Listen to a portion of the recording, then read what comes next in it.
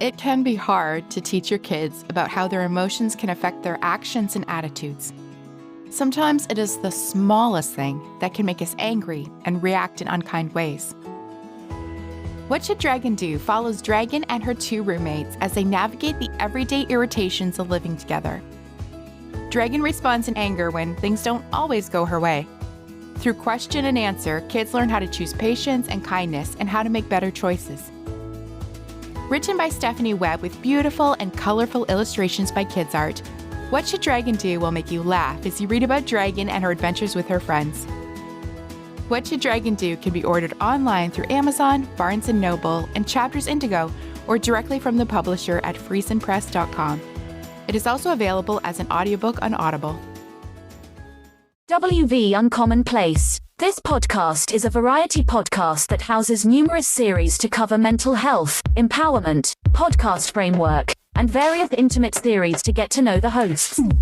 Along with occasional movies reviews and dives in pop culture with our event podcast episodes. The Uncommonplace digs into bringing guests on that stories don't fit the mold and are very different. WV stands for the great state of West Virginia, and every quarter we cover something in West Virginia. Stacey and myself, JR, are your hosts, so please come along for this venture to Uncommonplace.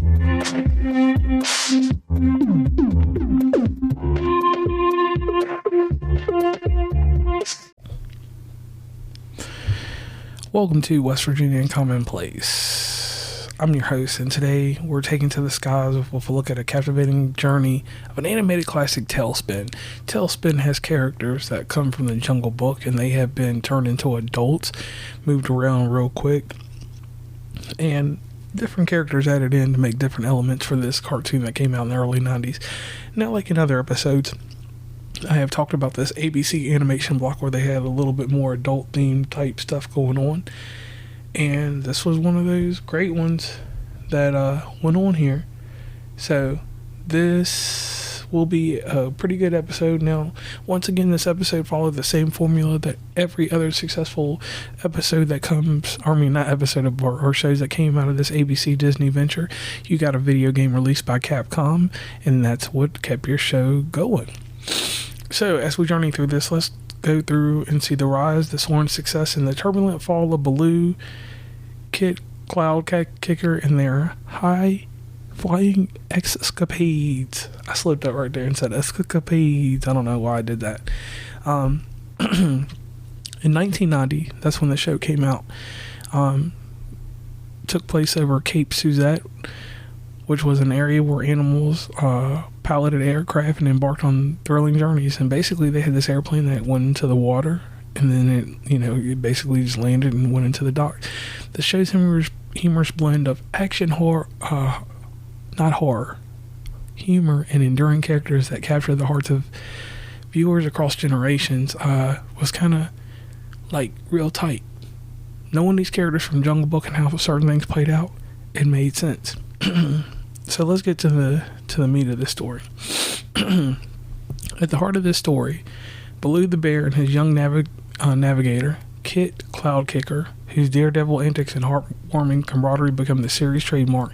The vibrant universe of TaleSpin kept audiences emerge with a unique blend of 1930s aviation, tropical locales, and a sprinkle of Disney magic.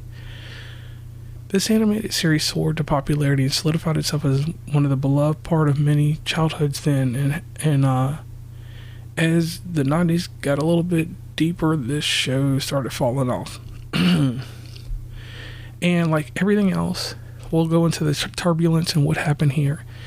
Network decisions at ABC and the shift in preference going more towards this Batman animated series kind of halted this show. This show died real prematurely.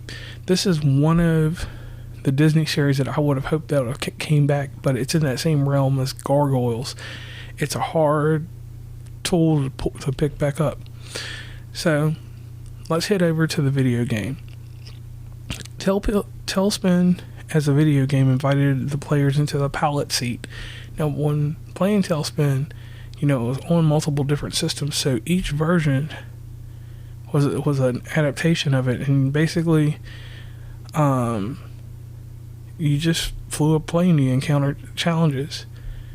And the game was a nice way to have the final touch and the final legacy of the Capcom licensing for the Nintendo Entertainment System. So the key thing here about TaleSpin for me was when I was growing up, and we didn't actually have readily access to, we could go to the movie store, rent movies and all this other stuff. No issue there. But it was still a challenge to constantly go get the Jungle Book. So when you have these characters and have these shows on, once again, this was one of those shows that wasn't regularly available on Saturdays. I don't remember how it came on during the week, but it did come on during the week. And at one time, I do think it was one of the cartoons was with the Gummy Bear cartoon that I'm always referencing. But outside of that, it just seemed like TaleSpin was, once again, it was one of the things that started this whole successful formula, like what led to the Chip and Dale Rescue Ranger games and everything else. They started building a set formula to gauge success, and when that success was met or didn't over or exceed what they thought that it should be, it seemed like ABC always was dropping a dime. They weren't really ever worried about animation, and I think at the time Disney was just looking to cash a few checks here and there. So in all, TaleSpin is one of those things that, like, I wanted to do a show about it because it was something that was in the animation block that was really strong when I was coming up.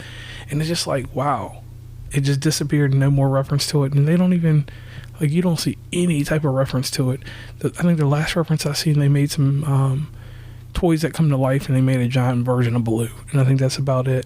Comic-Con wise, you see him in comic books and different things about him in toys. Once again, it's these toys that tie these things together. So once again, like always, I'm JR from West Virginia Uncommonplace.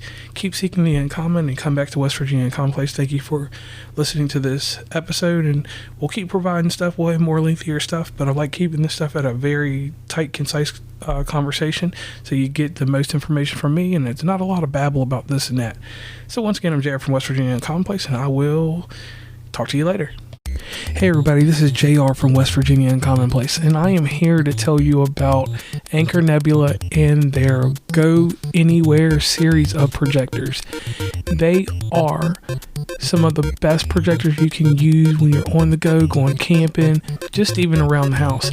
And these models include the Capsule 2, the Capsule 3 laser, and the brand new Mars 3.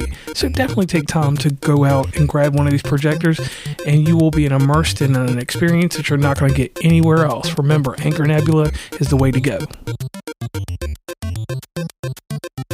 Please follow WV Uncommonplace on Instagram, Tumblr, Twitter, TikTok, where we have some great content, Facebook, LinkedIn.